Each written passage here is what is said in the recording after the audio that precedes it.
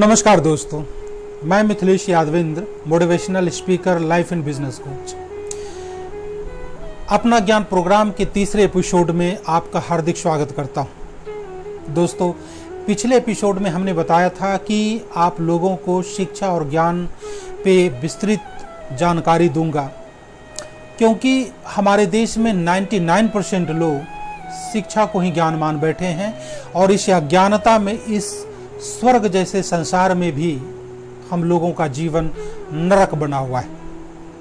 इससे पहले शिक्षा और ज्ञान की विस्तृत जानकारी दूं, मुझे लगता है कि हमें क्यों शिक्षित होना चाहिए, हमें क्यों ज्ञानी होना चाहिए, इसके बारे में भी हम लोगों को जान लेना चाहिए।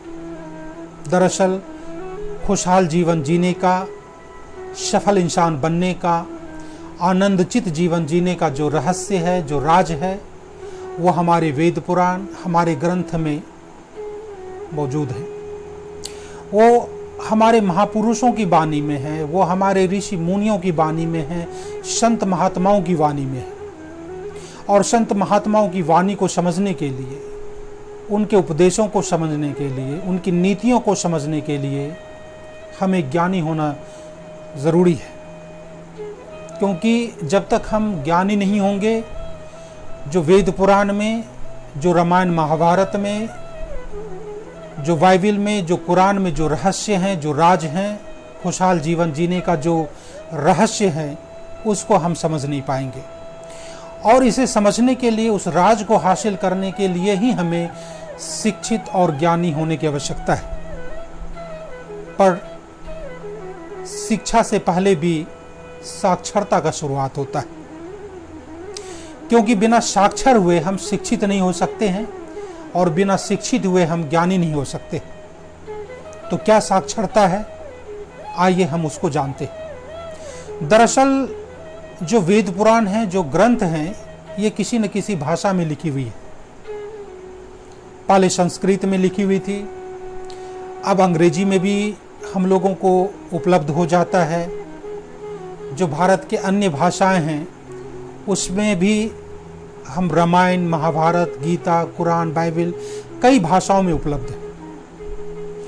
और हर भाषा का अपना वर्ण होता है, हर भाषा का अपना उच्चारण होता है, हर भाषा को लिखने की उनकी आकृति होती है, उनकी लिपि होती है। तो उस भाषा की जो सबसे छोटी यूनिट वर्ण है, उसको सीखना, वह कौन सी लिपि में लिखी जाती है, उसका उच्चारण कैसे होता है, उसकी जानकारी इकट्ठा करना, उसके बारे में जानना है, ये साक्षरता है। तो साक्षरता का मतलब ये है कि किसी भाषा को कैसे बोला जाए, उस भाषा को कैसे लिखा जाए और उस भाषा को कैसे पढ़ा जाए, इसको सीखना, इसकी जो सीखने की प्रोसेस है, वही साक्षरता है। और साक्षरता शिक्षा ग्रहण करने की प्रथम पायदान है, या हम इसको ऐसे कह सकते हैं कि जो साक्षरता है वह एक ऐसी भूमि है जिस पे शिक्षा की प्रथम सीढ़ी का निर्माण होता है।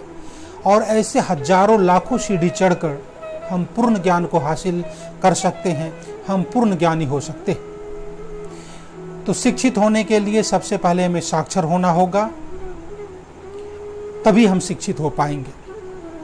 शिक्षा का अर्थ है जो हमने साक्षरता हासिल किया, जो हमने भाषा सीखा, उस भाषा का, उस वर्ण का, उस लिपि का, उस उच्चारण का, जब हम अपनी जीवन की बेहतरी के लिए, जब हम अपना उत्थान के लिए, जब अपना भलाई के लिए उस साक्षरता का जब हम उपयोग करते हैं, उसका जब हम यूज़ करते हैं, तो जो वो यूज़ करने की जो प्रोसेस है, जो उपयोग करने की जो विधि है, वही शिक्षा है और वही शिक्षा कहलाता है।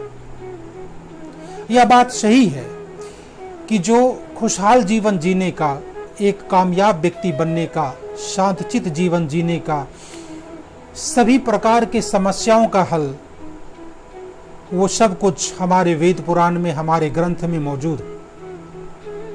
लेकिन वेद पुराण को पढ़ने से, ग्रंथ को पढ़ने से, दूसरे को सुनाने से कोई फर्क नहीं पड़ने वाला है। हमारे जीवन में कुछ भी सुधार नहीं आने वाला। आज हमारे देश में करोड़ों लोग वेद पुराण और ग्रंथ पढ़ते, फिर भी हमारे देश में समस्याएं बनी हुई हैं।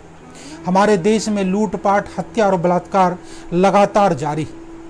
इसका कारण यह है कि जो उपदेश, जो राज, जो रहस्य हमारे वेद पुराण में है, कुरान और बाइबल में है, गीता में है, रामायण में है, उसको आज तक हम लोग समझ ही नहीं पाए, क्योंकि हम लोगों के पास ज्ञान की कमी है।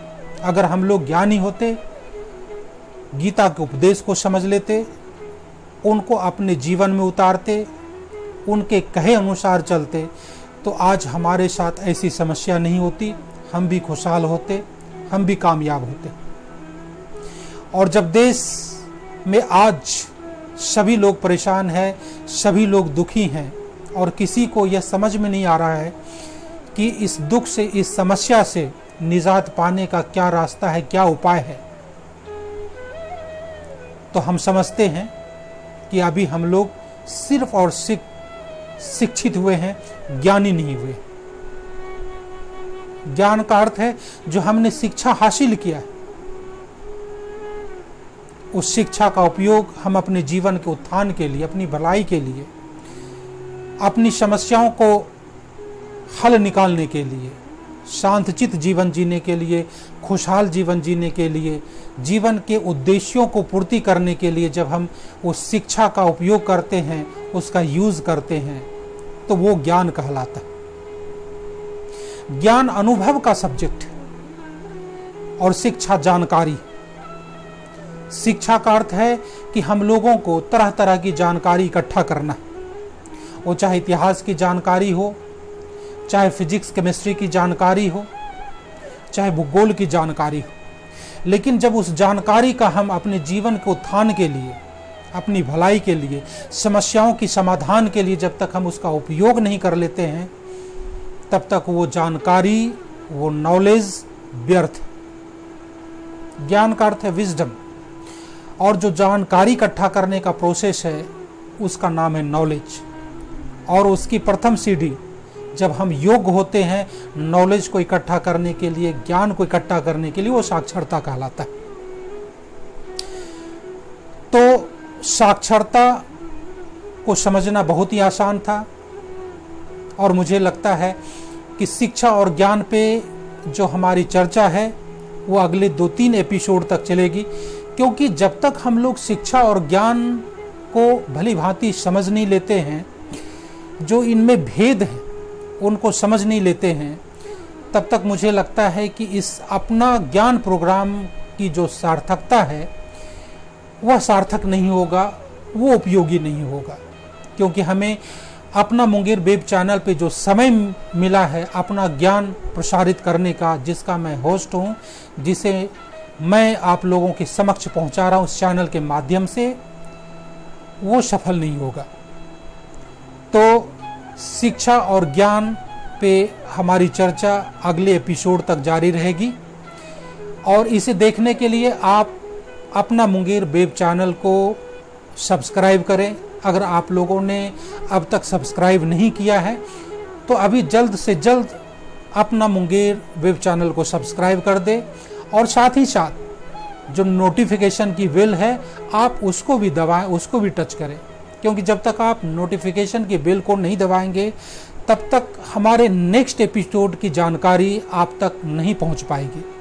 तो हमारी नेक्स्ट एपिसोड की जानकारी आप तक पहुंचती रहे, आपको मिलती रहे, इसके लिए आप नोटिफिकेशन की बेल को दबाएं और हमारे चैनल को सब्सक्राइब करें। आज आप लोगों ने शिक्षा और ज्ञान पे छोटी सी जानकारी हासिल की। अगले एपिसोड में मैं और भी इंटरेस्टिंग बात ज्ञान के बारे में बताऊंगा। तब तक के लिए आप अपना मुंगेर वेब चैनल पे अपना ज्ञान प्रोग्राम जो हर सुबह 8 बजे प्रसारित हो रहा है उसे आप देखते रहें। मुंगेर जिले से जुड़ी हर छोटी बड़ी खबर पर है हमारी पैनी नजर।